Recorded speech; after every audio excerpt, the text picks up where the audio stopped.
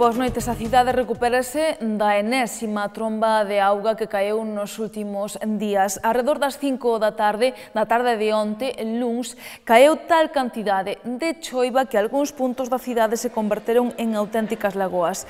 A auga alcanzou preto dos 20 centímetros de altura na balsa que soe formarse na avenida da Coruña, a altura da gasolineira e tamén en Fontiñas. Ambas as dúas son zonas que soen anegarse en canto chove de treboada, pero onte tamén sufriu as consecuencias o Hospital Lucus Augusti. Tal e como poden ver nas imaxes, as arquetas non soportaron o nivel e forza da auga caída e boa parte do hospital quedou anegado. A situación foi tal que o propio persoal médico se afanaba en colocar caldeiras debaixo das numerosas goteiras. A auga caía como se dunha vía aberta se tratara polos ocos dos elevadores. A pesares disto, dende os Sergas, aseguran que a situación non afectou a actividade asistencial nin os equipos. Hoxe o conselleiro de Sanidade, Jesús Vázquez Almuíña, tamén sinalou que se investigan as causas desta anegación e incluso se houbo causas estruturais.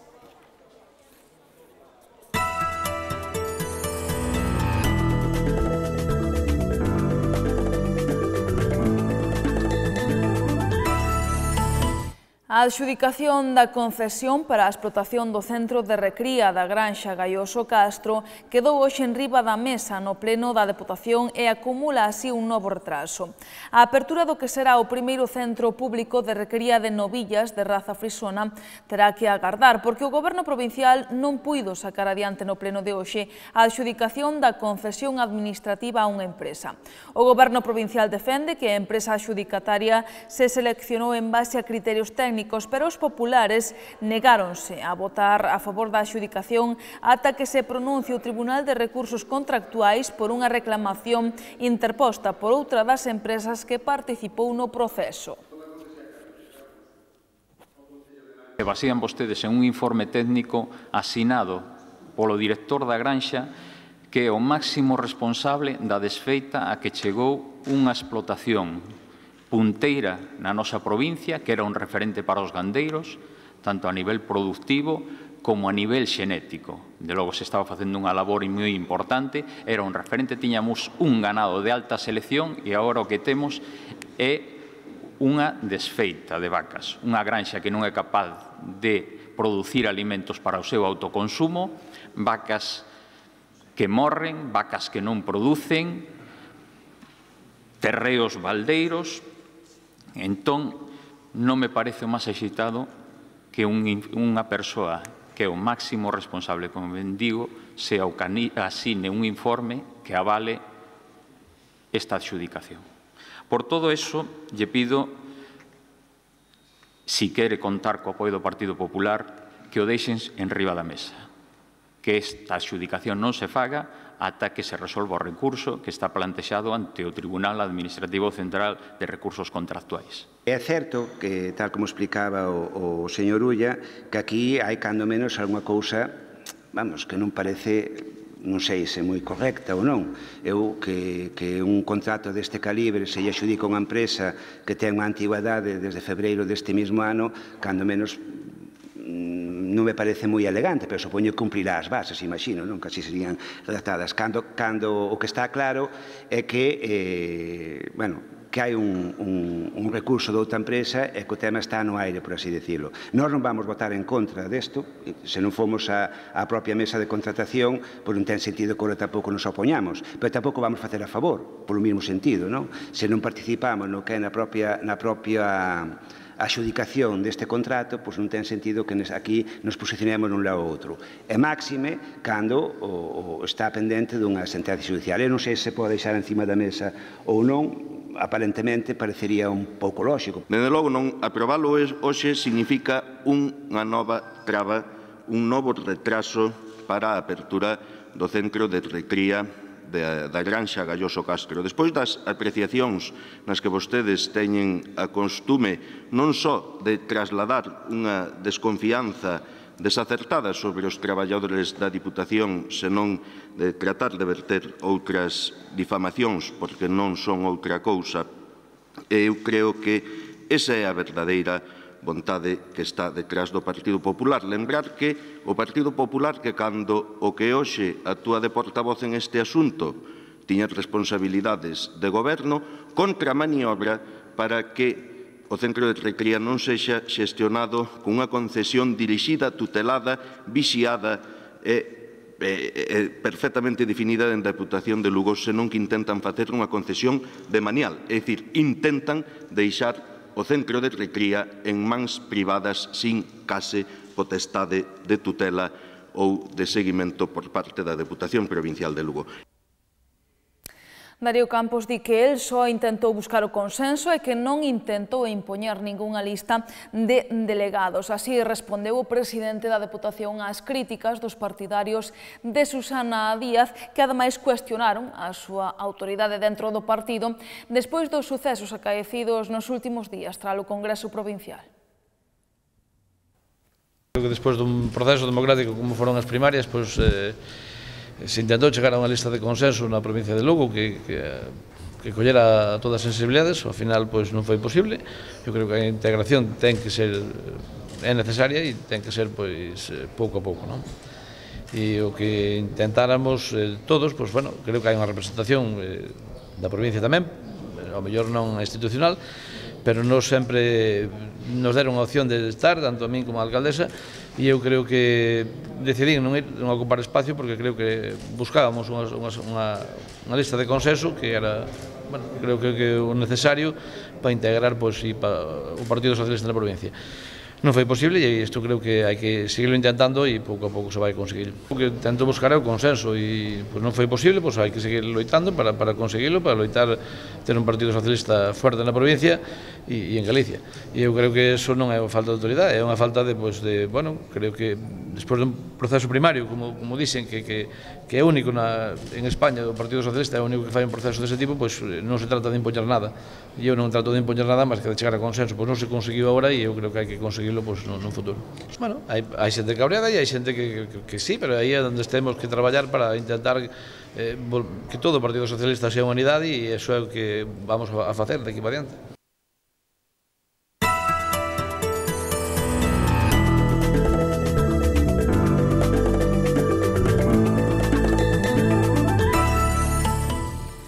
A AMPA e a dirección do Colexio Rosalía de Castro xa están fartos. Unha vez máis denuncian a entrada de intrusos nas instalacións do centro. A última rozou o surrealismo. Segundo publicou hoxe El Progreso, na tarde do sábado día 20, un monitor deportivo que acudía ao centro con escolares para impartir unha clase topouse na cancha cuberta do colexio cunha parella de adolescentes mantendo relacións sexuais. Non estaban sós, había outros 3 rapaces que se enfrontaron verbalmente ao monitor. Cando marcharon, o monitor deportivo chamou á policía que recabou probas no lugar. Pero esta non é a única vez que ocorre. É unha denuncia reiterada por parte da dirección do centro. Cada luns atópanse no patio do colexio todo tipo de desperdicios, incluso xeringas que deixan ali intrusos que se meten nas instalacións sen autorización saltando balado. A directora do colexio, Loli Freire, xa enviou varios escritos ao Concello e á Xunta. Tamén lle propuxo á Inspección Educativa instalar cámaras de vixianza nas zonas de xogo. Dende Educación sinalan que están avaliando diferentes solucións. Pola súa parte, o Concello apunta que a Policía Local intensificou a vixianza na zona. Isto foi todo polo de agora, pero voltamos nuns minutos con toda a información deportiva, así que non se a perdan. Boas noites.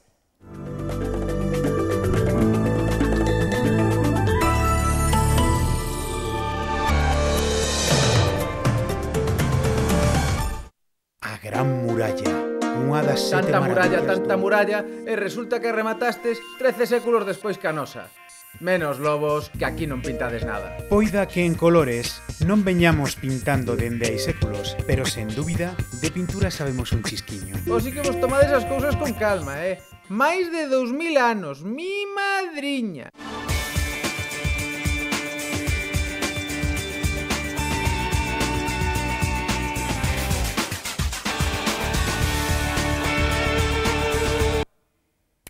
Unha temporada moi completa, tanto a nivel de xogo como de resultados. Así cualificou o xefe de Vico a temporada do Club Deportivo Lugo, mentres que os xogadores só pensan en gañar os partidos que aínda quedan para rematar.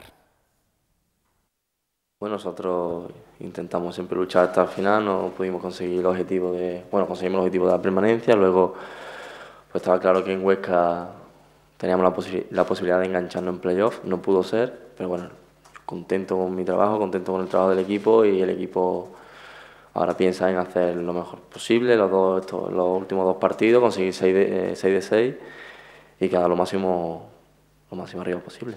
Es el objetivo, ¿no? No sé si son 56 puntos, es lo máximo que ha hecho el Lugo. Mira, pues siempre que sea batir récord, pues bonito, y esperemos que sea así.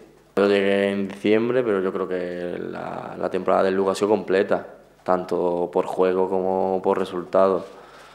No olvidemos que somos Lugo, ¿no? Que tenemos que competir con equipos que a priori son más grandes, ¿no? Pero en segunda la igualdad es máxima.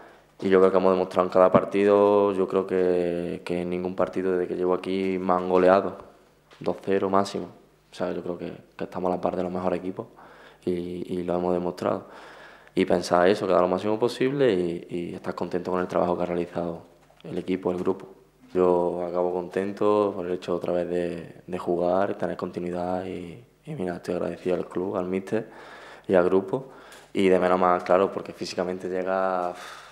quien dice un poco liquidado, ¿no? Ya vienes de estar parado y con el tiempo me sentí mejor, y una pena que esto no siga, ¿no? Que le queden 2 partidos más, porque yo ahora mismo me encuentro físicamente bastante bien. Y bueno, pero una pena el hecho de que ahora tenga un mes de vacaciones. Bueno, intentaré no perder la forma física y empezar el año que viene y a ver cómo se da, ¿no? Y el objetivo de siempre, jugar cada partido y tener la continuidad de empezar el año que viene con la misma continuidad que este año. Hombre, siempre hay respeto por todo el equipo, y más con un campeón, pero miedo nunca. Miedo nunca. Nosotros vamos a hacer nuestro juego, como siempre, ese juego que nos identifica, y nada, y estamos en igualdad de condiciones, 11 contra 11. Pero bueno, sí, eso puede influir un poco, por ser el viernes, ¿a qué hora era? 9, ¿no? 9. Bueno, no sé si la gente acudirá, pero vamos, es verdad que hay un acto bonito de la cantera en el descanso, si no me equivoco, y no sé, merece la pena, ¿no? También apoyar a la cantera y no solamente fijarse en el primer equipo, sino por la gente que viene detrás. Pero para mí no deja de ser el fútbol un espectáculo, ¿no? Tanto como el baloncesto y todo, ¿no? Porque nos vienen aquí a disfrutar, a animar, y bueno, si gana el equipo pues mejor, ¿no? Siempre se divierte uno más, ¿no? Yo invito a todo el mundo que venga y que por lo menos nos apoye de cara al final de temporada, y que el año que viene pues se enganche de primera hora. Que yo creo que este equipo ilusiona, tanto por juego como por resultados, y espero que sea así. El año que viene pues a lo mejor llegamos a meternos en playoff, o no sé qué pasará, pero es verdad que el apoyo es importante. Ya se vio el partido contra el Oviedo, y mira, a lo mejor si no hubiese tanta gente, pues a lo mejor la remontada no hubiera sido posible. Quién sabe, pero el apoyo siempre es importante, el calor de la gente é super importante. Isto foi todo pola nosa parte, pero poden seguir informados a través do xornal El Progreso e do portal do grupo El Progreso galiciae.com. Que teñan moi boa noite, deica mañá.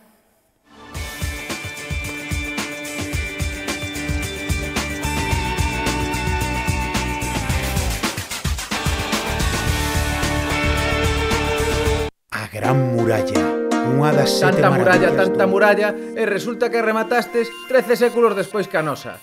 Menos lobos, que aquí non pintades nada. Poida que en colores non veñamos pintando dende hai séculos, pero sen dúbida, de pintura sabemos un chisquiño. Iso sí, a vosa é máis longa. A muralla, digo.